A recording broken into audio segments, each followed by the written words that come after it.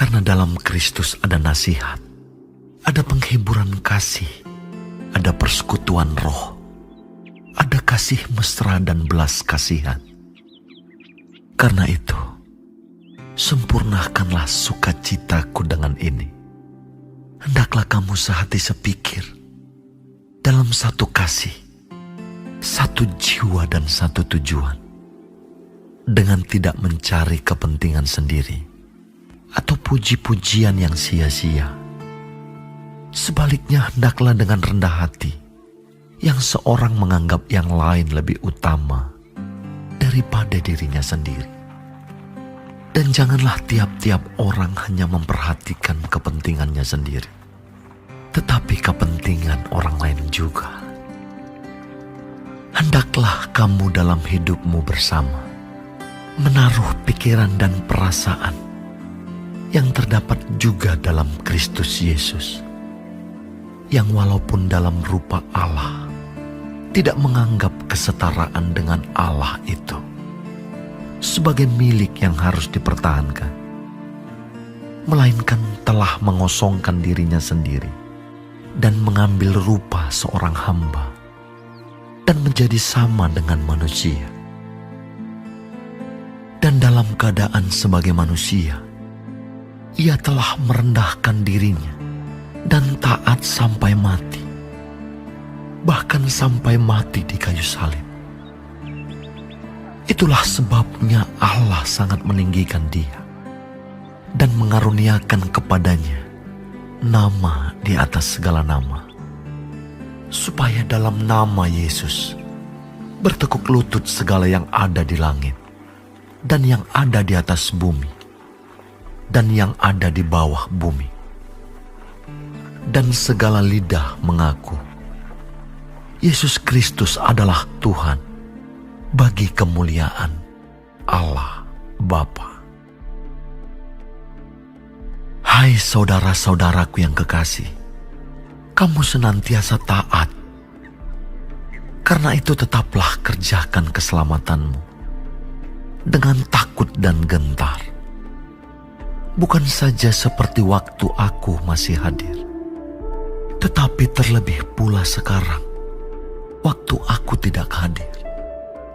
Karena Allah lah yang mengerjakan di dalam kamu, baik kemauan maupun pekerjaan menurut kerelaannya. Lakukanlah segala sesuatu dengan tidak bersungut-sungut dan berbantah-bantahan, supaya kamu tiada beraib dan tiada bernoda, sebagai anak-anak Allah yang tidak bercela di tengah-tengah angkatan yang bengkok hatinya dan yang sesat ini, sehingga kamu bercahaya di antara mereka seperti bintang-bintang di dunia, sambil berpegang pada firman kehidupan, agar aku dapat bermegah pada hari Kristus, bahwa aku tidak percuma berlomba dan tidak percuma bersusah-susah. Tetapi sekalipun darahku dicurahkan pada korban dan ibadah imanmu, aku bersuka cita, dan aku bersuka cita dengan kamu sekalian. Dan kamu juga harus bersuka cita demikian, dan bersuka citalah dengan aku. Tetapi dalam Tuhan Yesus, kuharap segera mengirimkan Timotius kepadamu, supaya tenang juga hatiku oleh kabar tentang hal ihwalmu. Karena tak ada seorang padaku yang sehati dan sepikir dengan dia, dan yang begitu bersungguh-sungguh memperhatikan kepentinganmu. Sebab semuanya mencari kepentingannya sendiri, bukan kepentingan Kristus Yesus. Kamu tahu bahwa kesetiaannya telah teruji, dan bahwa ia telah menolong aku dalam pelayanan Injil, sama seperti seorang anak menolong bapanya. Dialah yang kuharap untuk kukirimkan dengan segera, sesudah jelas bagiku bagaimana jalannya perkaraku. Tetapi dalam Tuhan aku percaya bahwa aku sendiri pun akan segera datang. Sementara itu, kuanggap perlu mengirimkan Epafroditus kepadamu, yaitu saudaraku dan teman sekerja, serta teman seperjuanganku, yang kamu utus untuk melayani aku dalam keperluanku. Karena ia sangat rindu kepada kamu sekalian, dan susah juga hatinya, sebab kamu mendengar bahwa ia sakit. Memang benar ia sakit dan nyaris mati. Tetapi Allah mengasihani dia. Dan bukan hanya dia saja, melainkan aku juga, supaya duka citaku jangan bertambah-tambah. Itulah sebabnya aku lebih cepat mengirimkan dia, supaya bila kamu melihat dia, kamu dapat bersukacita pula dan berkurang duka citaku. Jadi sambutlah dia dalam Tuhan dengan segala sukacita, dan hormatilah orang-orang seperti dia. Sebab oleh karena pekerjaan Kristus, ia nyaris mati, dan ia mempertaruhkan jiwanya untuk memenuhi apa yang masih kurang dalam pelayananmu kepadaku.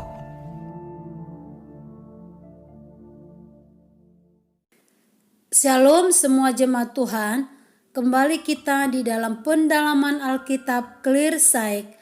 Sekarang kita sudah memasuki kitab Filipi 2. Tuhan Yesus memberkati.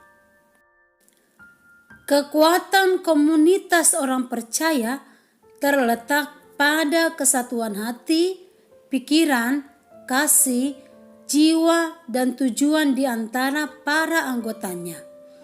Di ayat 1-10 ini, Paulus memberikan banyak nasihat kepada jemaat di Filipi, yaitu supaya jemaat di Filipi ini senantiasa berjaga-jaga. Jangan ada kesombongan yang merasa diri hebat, menganggap diri hebat dibanding dengan orang lain. Jika ini ada di dalam diri jemaat, maka ini bisa menghalangi pertumbuhan jemaat. Oleh karena itu, Paulus di dalam ayat 5 dikatakan, hendaklah kamu dalam hidupmu bersama menaruh pikiran dan perasaan yang terdapat juga dalam Kristus Yesus. Yesus sendiri rela mengosongkan dirinya supaya orang lain dapat diselamatkan. Merendahkan diri memang bukanlah perkara yang mudah. Oleh karena itu, marilah kita minta Tuhan Yesus untuk menolong kita supaya kita bisa menjadi orang yang rendah hati, supaya melalui hidup kita nama Tuhan dimuliakan. Jemaat di Filipi adalah jemaat yang taat. Itu dikatakan di dalam ayat 12. Hai saudara-saudaraku yang kekasih, kamu senantiasa taat. Karena itu, tetaplah kerjakan keselamatanmu dengan takut dan gentar. Bukan saja seperti waktu aku masih hadir, tetapi terlebih pula sekarang waktu aku tidak hadir. Dan Paulus mengajak jemaat Filipi untuk mengerjakan keselamatan yang telah diterima dengan takut dan gentar. Paulus sendiri telah menjadi teladan bagi jemaat di Filipi. Semua itu dilakukan Paulus dengan sukacita. Dengan ini jemaat di Filipi pun dipanggil untuk sukacita di dalam mengerjakan keselamatan mereka. Hasilnya adalah bisa kita lihat di dalam ayat 15. Supaya kamu tiada beraib dan tiada bernoda, sebagai anak-anak Allah yang tidak bercela di tengah-tengah angkatan yang bengkok hatinya dan yang sesat ini, sehingga kamu bercahaya di antara mereka seperti bintang-bintang di dunia. Timotius memiliki kesatuan pikiran dan hati dengan gurunya, yaitu Paulus. Timotius dan Paulus ini sangat dekat. Timotius ini adalah hamba Kristus yang mengasihi Tuhan. Di ayat 22 sampai 23 dikatakan demikian. Kamu tahu bahwa kesetiaannya telah teruji dan bahwa ia telah menolong aku dalam pelayanan Injil sama seperti seorang anak menolong bapaknya. Dialah yang kuharap untuk kukirimkan dengan segera sesudah jelas bagiku bagaimana jalannya perkaraku. Dan sudah teruji kesetiaannya di dalam Tuhan, tidak mementingkan kepentingannya sendiri. Timotius melakukan segala pelayanannya dengan taat dan sukacita di dalam Tuhan, dan juga murid Paulus yaitu Epaphroditus, murid yang mengasihi Tuhan juga.